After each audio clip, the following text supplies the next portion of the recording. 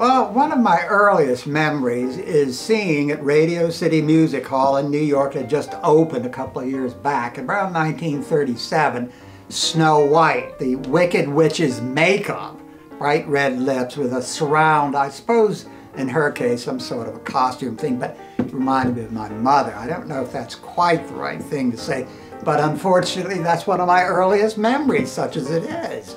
I wouldn't say that I had a particularly happy childhood because my parents were unfortunately alcoholic. They were products of Prohibition, and I don't know that they knew how to handle themselves primarily. I don't know if that has to do with the idea of Prohibition. I think they got married to get away from their own familial situation, but of course you take that with you. One thing that my parents did do, which was absolutely appropriate, was to support my burgeoning or growing ability in drawing and painting. They never said no, even after I decorated a couple of walls with crayons. I got a, but that didn't stop me. Now, when I was 14, I was somehow or another suddenly able to perceive form clearly, but I did not learn the technique of anatomy until I got to the University of Maryland.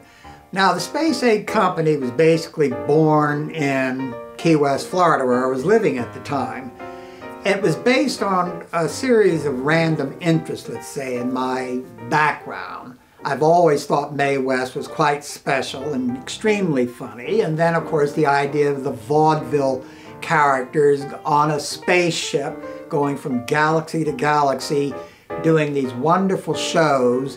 And also, for me, it's an escape of sorts. I think that's true of anybody who writes or does anything creative. You're escaping into an area that is yours. My vision is 12 books based on the 12 zodiac signs. Now, I started the series in 1980, and I really don't think I'm going to finish until the 12 are done. I have, up till now, done 7 books completely, and I'm working on the 8th book. You may come out on top, you may come out in the middle, you may come out nowhere. You may not even live. You just don't know. So when you're 21, you don't know what the future holds.